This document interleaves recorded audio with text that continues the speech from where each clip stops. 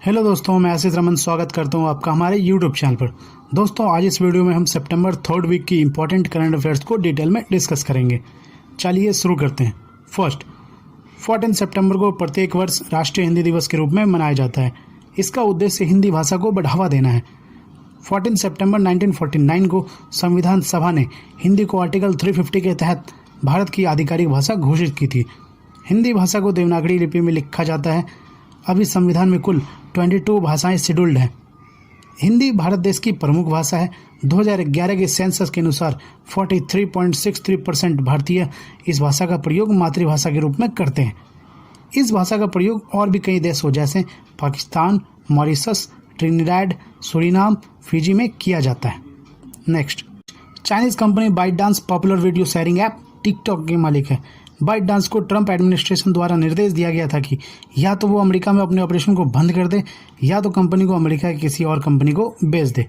पहले बाइटडांस ने माइक्रोसॉफ्ट के साथ मर्ज होने की बात चलाई, किंतु आखिरकार में इस कंपनी ने ओरेकल के साथ मर्ज होने का डिसीजन लिया है।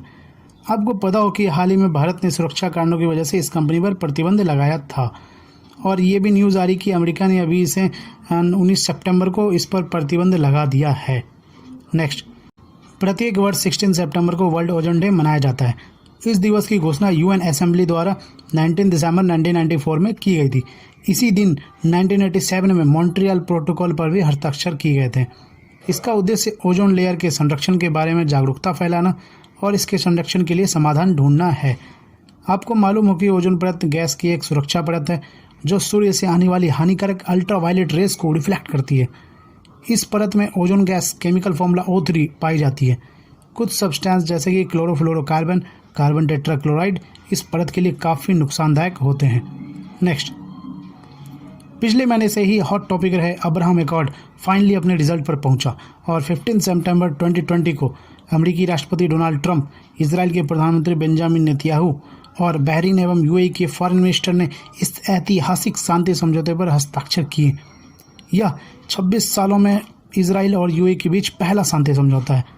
इस सौदे के अनुसार यूएई और बहरीन इजराइल के साथ एम्बेसडर का आदान प्रदान करेंगे और इसके साथ ही ट्रेड, टूरिज्म, सिक्योरिटी के एरिया में साथ काम करेंगे।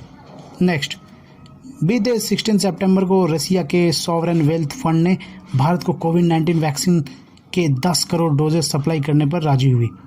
इस वैक्सीन का नाम स्पुतनिक 5 रखा गया है, जिसे Indian drug company doctor Reddy laboratories को सप्लाई की जाएगी। स्पुतनिक 5 दुनिया की पहली रजिस्टर्ड कोविड-19 वैक्सीन है, बट बहुत सारे एक्सपर्ट्स इस पर सवालिया निशान भी खड़ा कर रहे हैं क्योंकि रसिया ने ट्रायल डाटाज में ज़्यादा ट्रांसपेरेंसी नहीं दिखाई है। Next, union government of India ने फॉरेन डायरेक्ट इन्वेस्टमेंट यानी FDI को 74% तक करने का निर्णय लिया है।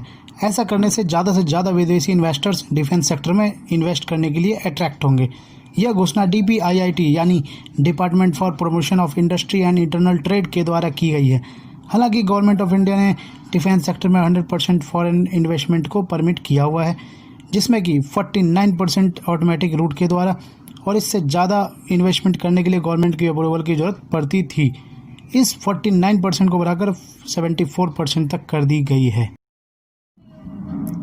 टाटा ग्रुप ऑफ कंपनीज ने हाल ही में 861.9 करोड़ की बोली लगाकर एक नए संसद भवन के कंस्ट्रक्शन के लिए बिड जीती है। यह प्रोजेक्ट 21 महीनों में पूरा होने की उम्मीद है।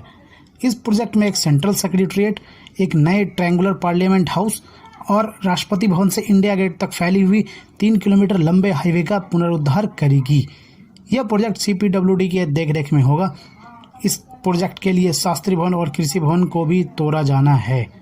नेक्स्ट, सिंगापुर यूनिवर्सिटी के साथ मिलकर IMD institute for management development ने 17 सितंबर को 2020 के लिए स्मार्ट सिटी इंडेक्स जारी किया है। दुख की बात यह है कि इस रिपोर्ट में कहा गया कि भारतीय शहरों के टेक्निकल अपडेट में गिरावट दर्ज की गई है। भारतीय शहर अपनी रैंकिंग में फिसल चुके हैं। 109 शहरों की सूची में हैदराबाद 85th रैंक पर है, जो कि 2019 में 67th पोजीशन पर था। वहीं नई दिल्ली 86th पोजीशन पर है। पिछले साल यह 68 पोजीशन पर था। इस साल सिंगापुर ने लिस्ट में टॉप किया है। दूसरे पर हेलिंग्सकी और तीसरे पर ज्यूरिक है।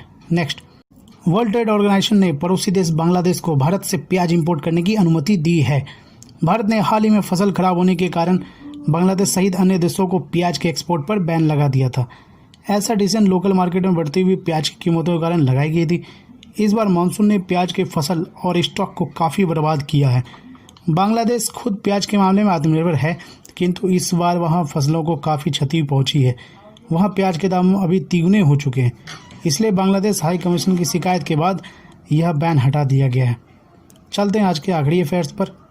सुप्रीम कोर्ट ने हाल ही में हाई कोर्ट के चीफ जस्टिस से स्पेशल बेंच बनाने और उन सभी MP MLAs के खिलाफ लंबे समय से लंबित क्रिमिनल केसेस को तुरंत सुनवाई करने को कहा है। यह निर्देश PIL के जवाब में दिया गया है, जो दोषी नेताओं को चुनाव लड़ने पर प्रतिबंध लगाने की मांग कर रही है। ओके दोस्तों, आज के सेशन में इतना ही। मिलते हैं नेक्स्ट वीडियो में। Thank you.